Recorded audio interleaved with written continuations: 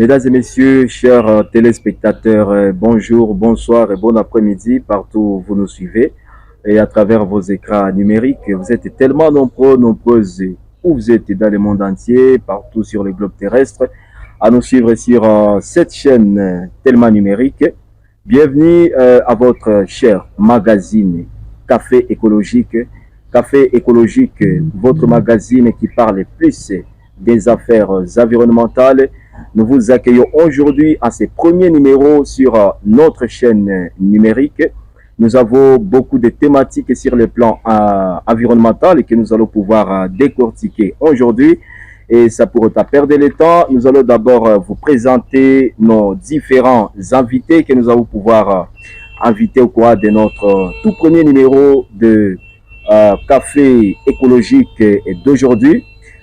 Nous sommes en janvier, fin janvier, et je suis sûr et certain que ça ne sera pas le dernier numéro pour vous. Vous allez nous suivre 10 jours au lendemain à notre chaîne numérique que vous allez chaque fois commencer à recevoir depuis partout où vous vous retrouvez. Nous avons l'honneur de pouvoir accueillir aujourd'hui 4 invités avec qui nous allons pouvoir décortiquer certaines thématiques qui cadrent avec l'environnement. Et ce sont des personnes tellement expérimentées en domaine environnemental. Mesdames et messieurs, nous sommes sûrs et certains que vous ne serez pas déçus. Et vous avez autant de questions, de préoccupations qui concernent l'environnement. C'est à travers votre café écologique que vous allez chaque fois pouvoir découvrir beaucoup de choses et recevoir beaucoup de réponses à ce qui concerne certaines thématiques sur le plan environnemental. Nous avons 4 invités tels que je vous l'ai dit. Le premier invité, c'est M. Justin Vaweka qui va pouvoir nous rejoindre un peu plus tard. Pour votre formation, il est le chef de bureau de ressources anneaux en province de l'Ituri, qui va pouvoir bien sûr nous rejoindre un peu plus tard. Nous avons CT Patient Alema, et c'est vraiment un expert aussi, un environnementaliste. Il est expert chercheur sur les zones humides dans les bassins des Semliki. Mesdames et messieurs, comprenez que nous aurons aussi le troisième invité, c'est Monsieur Hussein Nanga. Pour votre information, il est le directeur provincial de l'Agence congolaise de l'environnement. Alors, la parité n'a pas été du reste. Nous avons une dame, elle s'appelle Madame Niclette. Elle est Programs Manager de l'organisation non gouvernementale Arbre. Et ça pour autant perdre le temps, nous allons d'abord accueillir Monsieur John Lufukaribou. C'est bien lui le directeur exécutif de l'organisation FORED. Et pour votre formation, FORED, c'est cette organisation qui est d'ailleurs organisation initiatrice de votre cher magazine Café écologique, bien sûr accompagné par pas mal de partenaires que vous allez pouvoir découvrir aujourd'hui à ce tout premier numéro de votre magazine. Et ça pour taper de temps, avant que nous ne puissions accueillir Monsieur John Lufukaribou à la présentation de votre magazine. Nous sommes Mbeo Mastaki. Mesdames et messieurs, tournons nos caméras vers Monsieur John Lufukaribou qui va pouvoir se présenter d'abord et puis nous parler brièvement de café écologique. Exactement c'est quoi, avant que nous ne puissions aborder certaines thématiques qui sont au menu d'aujourd'hui. Monsieur John Lufukaribou, bonjour. Bonjour. Merci beaucoup. Je vous présente aujourd'hui, je vous accueille en ces plateaux de Café écologique comme directeur exécutif de l'ONG FORED.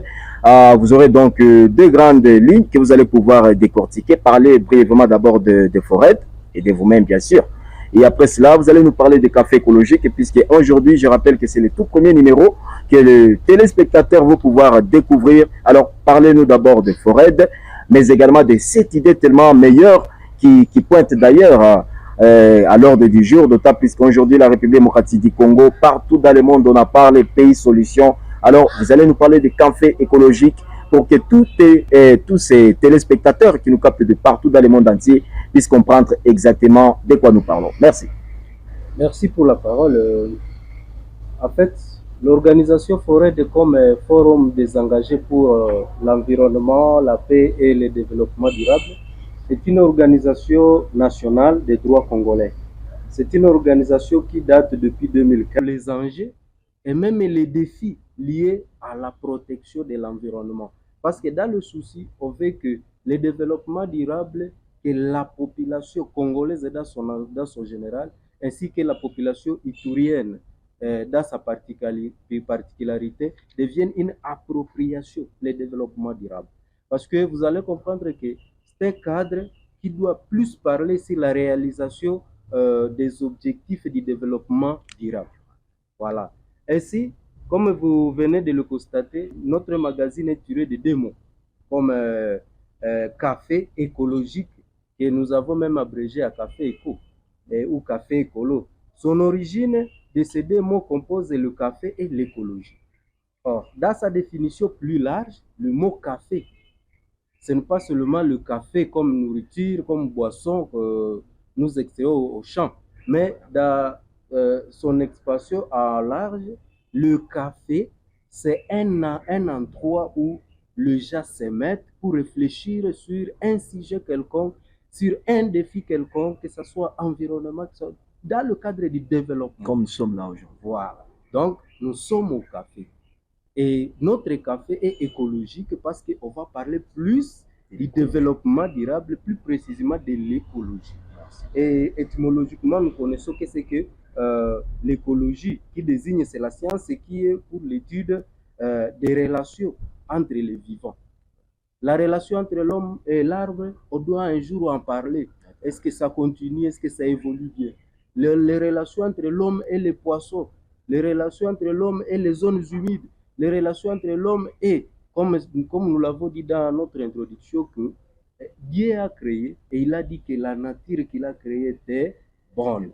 Alors, est-ce que cette beauté aussi de la nature continue à être préservée ou conservée et protégée? Voilà, c'est autour, donc au courant des magazines, des articles qui seront exploités dans notre magazine, nous allons à savoir, sinon, pourquoi, on doit savoir le pourquoi. Et après avoir traité le pourquoi, on doit trouver des solutions. Donc, ce sont des débats scientifiques où tout le monde est invité à participer. C'est un cadre qui va faciliter les chercheurs. Ils peuvent publier leurs résultats scientifiques et des recherches scientifiques. Il y a ceux qui peuvent, comme les étudiants, peuvent s'en informer quand on veut parler des zones humides, par exemple. Si vous êtes en train de faire un travail sur les zones humides, maintenant, où trouver des réponses? Quand vous allez trouver qu'il y a un expert dans les zones humides, c'est déjà une adresse pour comment on peut trouver cet expert. Ainsi de suite. Je vous remercie. Merci beaucoup, monsieur John Lufukaribou. Alors, il y a une question qui surgit par rapport à cette grande thématique que nous allons chaque fois décortiquer au courant des cafés écologiques. Qu'est-ce que vous attendez? Parce que je peux dire que c'est le premier magazine au niveau de la province de l'Ituri lorsqu'il concerne l'environnement.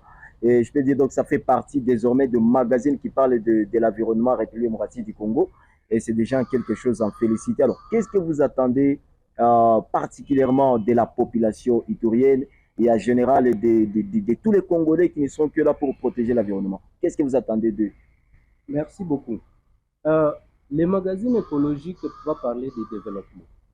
Quand on parle de développement, c'est lui qui est à l'origine du développement, c'est l'homme qui est au centre du développement. Alors, la population congolaise, plus particulièrement celle de l'Ituri, doit savoir ces développements. Qu'est-ce que eux participent? Est-ce qu'ils contribuent au développement propre ou développement durable?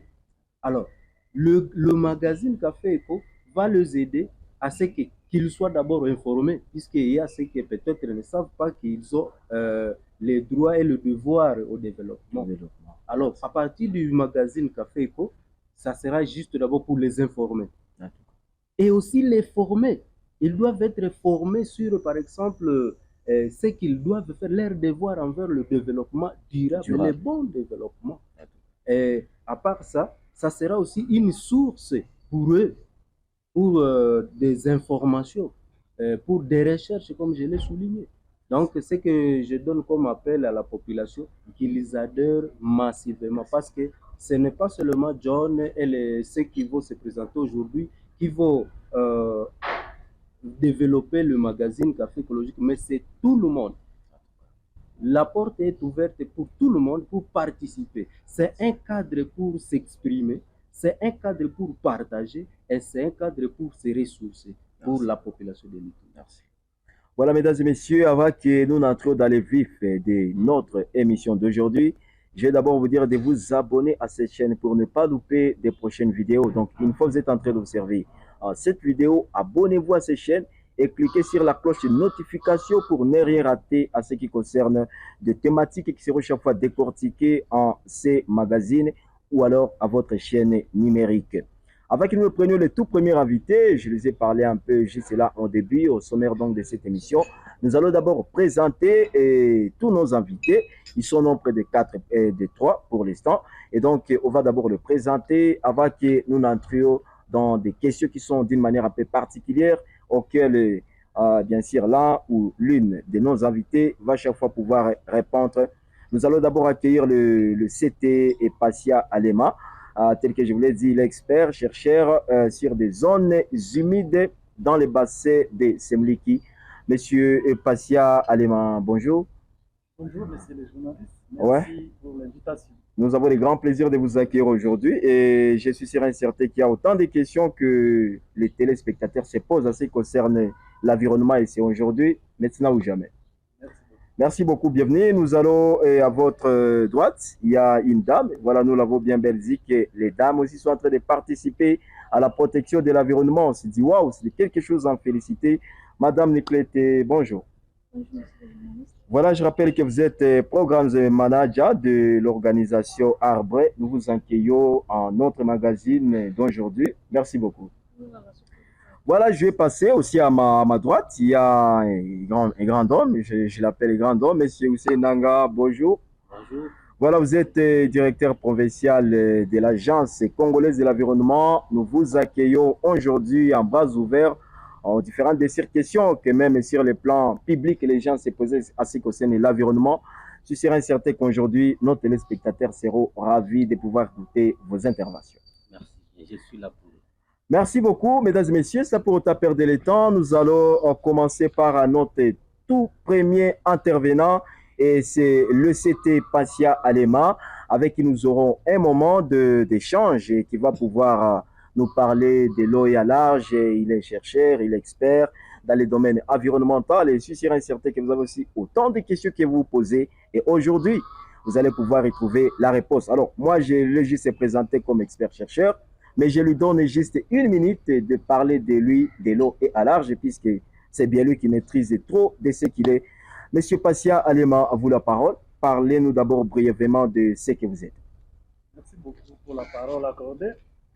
Je suis très ravi d'abord pour l'invitation, parce que ça fait longtemps qu'on attendait un bon cadre comme ça pour discuter des questions profondes sur l'environnement. On n'a jamais eu. Merci beaucoup d'emblée. Je m'appelle Sete Patient Alema Nyaweza. Je suis chercheur à l'ISDER Bunia. L'ISDER, c'est l'Institut de développement rural. Exactement dans le département de l'environnement et développement durable.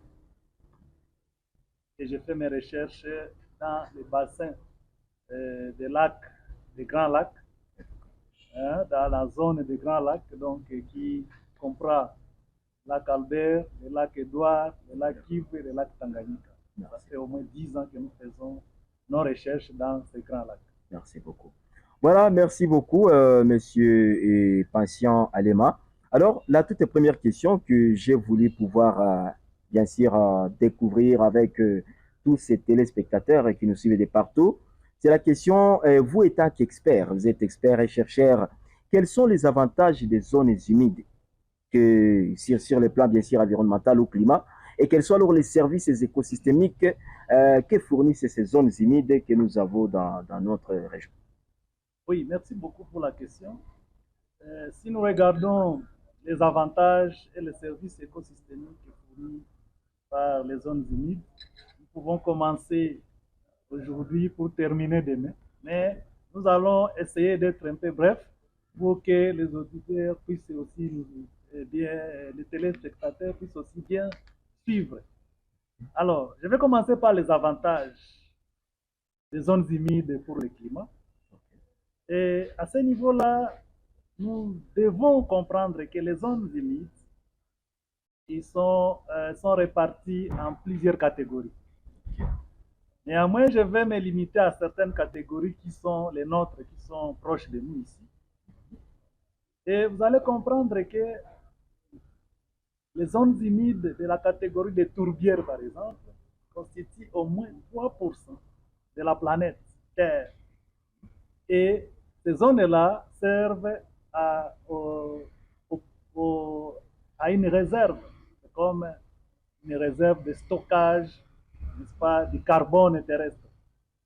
Alors que c'est le carbone terrestre qui pose problème aujourd'hui lorsque nous parlons de changement climatique.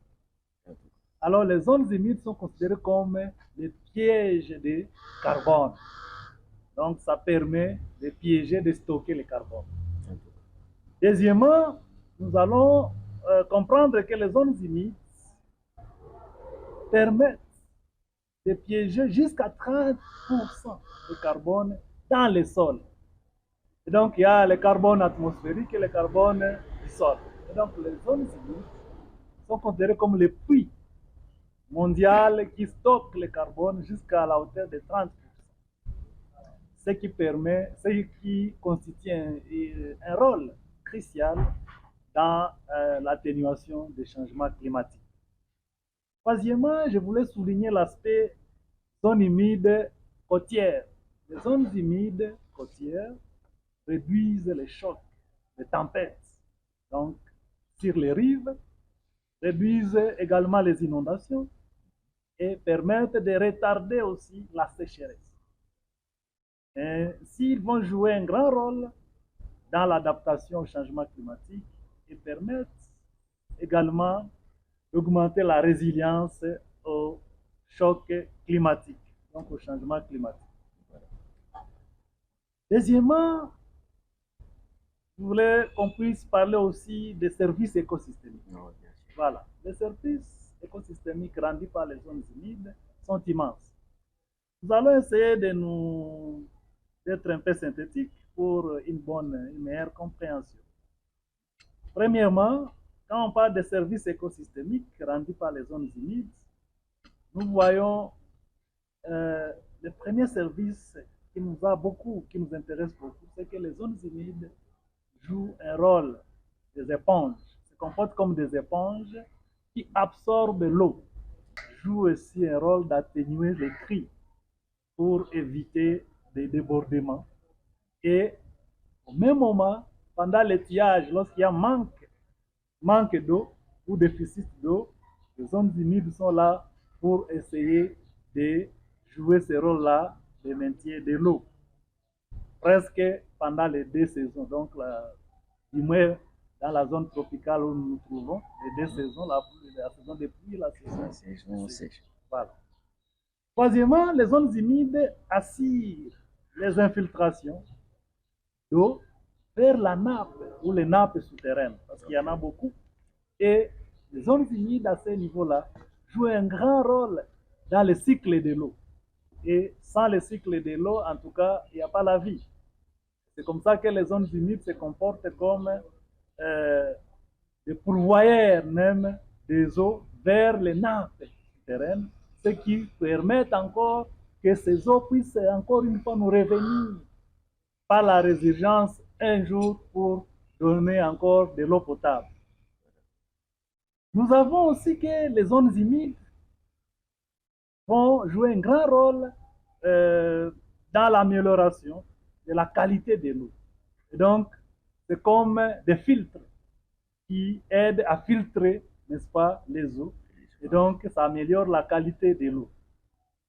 Et aussi, un autre service qu'on ne peut pas oublier, c'est que les zones humides constituent des refuges pour la biodiversité. Ils sont à l'aise. Donc, c'est comme une zone qui accueille les animaux. Notamment, dans les zones humides, vous allez trouver qu'il y a au moins 50% des espèces des oiseaux se retrouvent dans les zones humides. Nous avons au moins 100% des amphibiens, n'est-ce pas, qui sont à l'aise là. On va comprendre que les zones humides constituent un lieu qui abrite ces animaux, mais aussi, pas seulement les animaux, mais aussi la flore aussi. Donc, il y a une diversité des espèces végétales qu'on trouve dans les zones humides, faisant du coup des zones humides des zones qu'il faut protéger, qu'il faut prendre avec beaucoup de valeur. Voilà un peu, d'une manière brève, ce qu'on a comme avantages et services. Service. Merci beaucoup. Alors, par rapport à notre thème du jour, qui est l'exploitation du pétrole dans les Grabennes et Alberta, mais également par rapport aussi à ces zones humides dans les deltas de la Semliki, quels sont vos points de vue face à tout cela? Voilà, merci encore une fois pour la parole accordée. Partant du thème du jour, en tout cas un thème de catastrophe liée à l'exploitation du pétrole dans le monde. Et dans la région où nous sommes bien entendu dans une zone qu'on appelle la région des Grands Lacs. Une région caractérisée par des grands lacs qui sont au fait entourés par des bassins versants.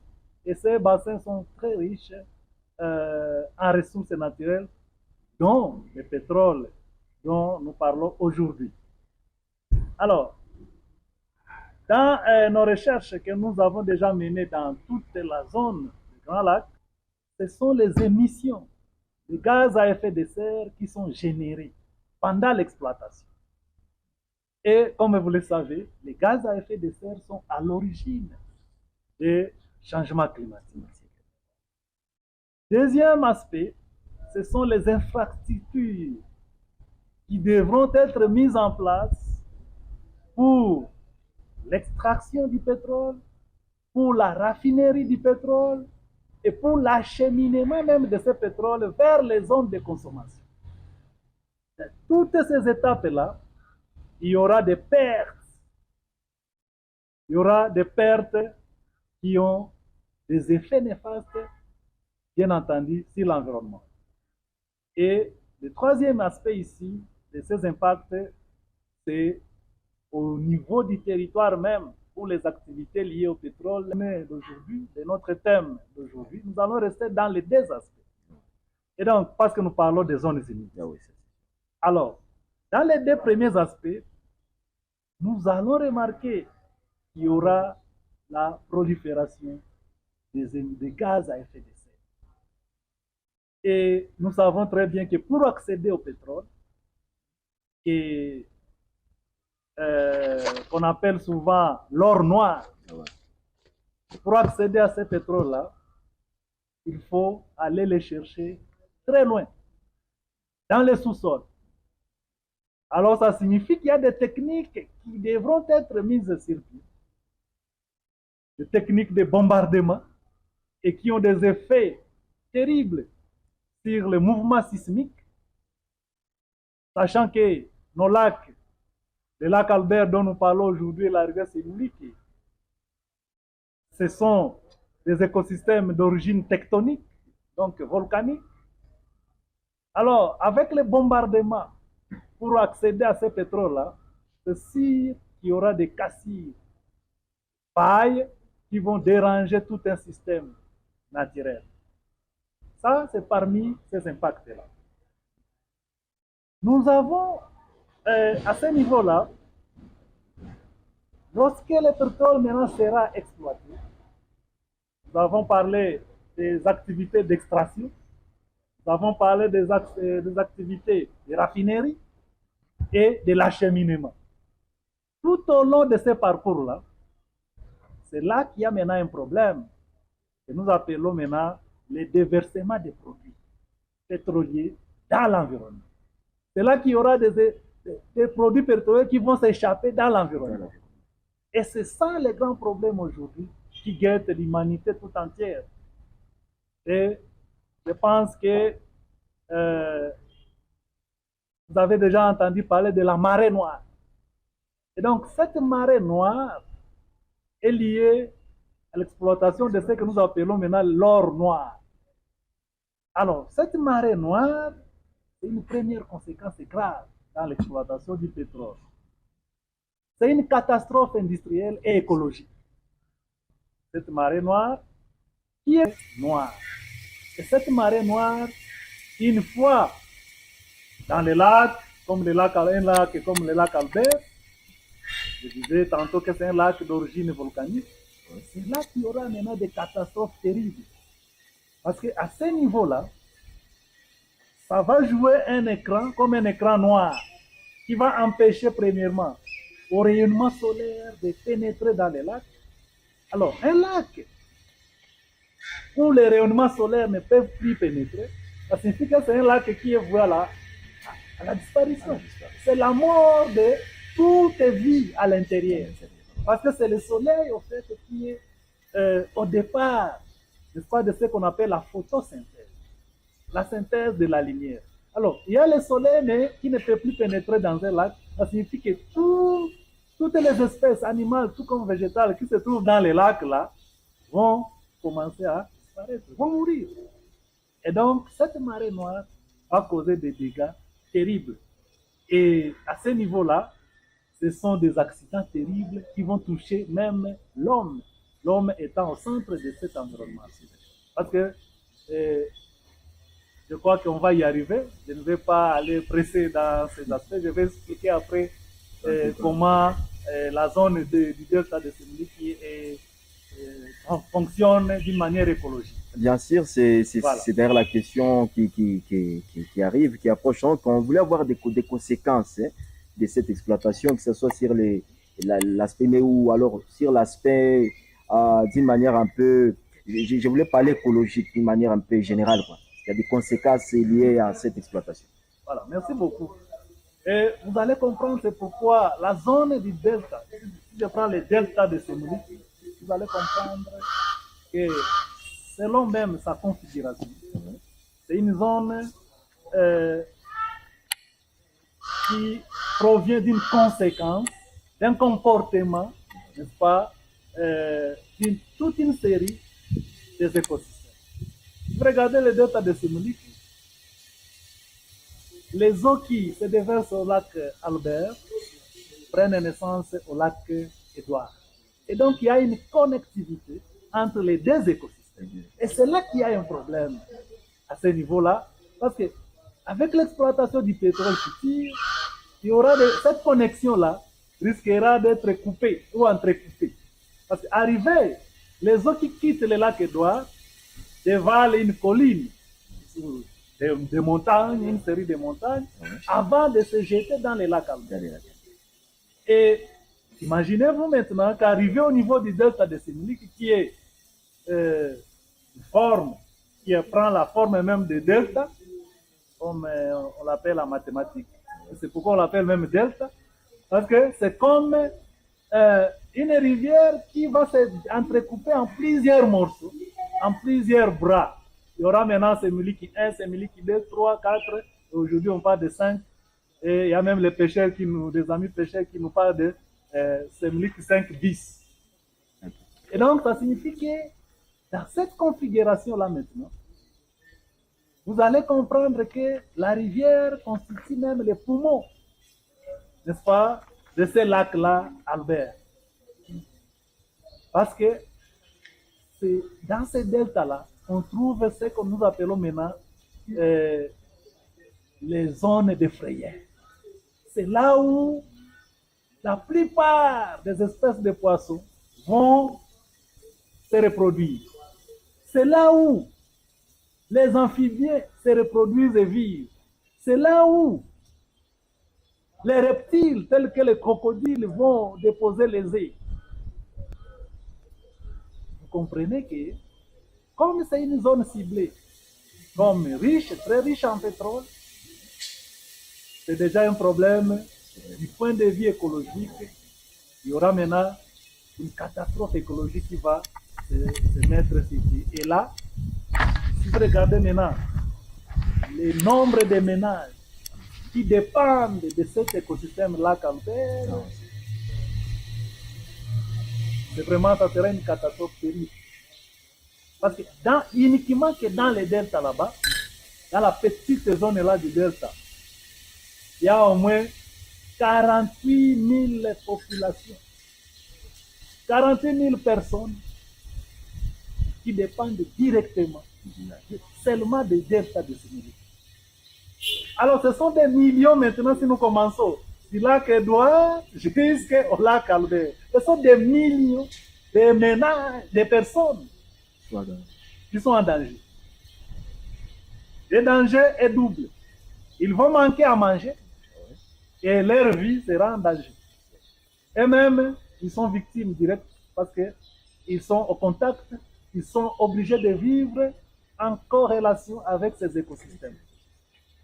Et on va du coup leur priver même à manger parce que toutes ces communautés-là dépendent de ces écosystèmes pour leur nourriture. Et l'environnement sera aussi en difficulté parce que ces écosystèmes, ils jouent un grand rôle dans la production de l'oxygène même, dans la séquestration du carbone, dans l'atténuation des effets des changements climatiques. Et donc, c'est toute l'humanité qui sera aussi, qui va en pâtir. Parce que le lac Albert, comme vous le savez, aujourd'hui, c'est un lac qu'on considère comme un écosystème vulnérable. Et ça, c'est selon l'ICN, l'Union internationale pour la conservation de la nature. Parce qu'il y a beaucoup d'espèces qui sont vouées à la disparition. Et là, c'est déjà un problème. L'exploitation du pétrole viendra maintenant pour aggraver la situation. Et donc, on va assister à ce chaos-là où il y aura disparition de plusieurs espèces animales tout comme végétales et il y aura perturbation de ce qu'on appelle la chaîne alimentaire. Voilà. Voilà, merci beaucoup. Nous venons de découvrir autant de conséquences, que ce soit humaines ou écologiques. Voilà, alors par rapport à vous qui êtes expert bien sûr, est-ce qu'il y a des difficultés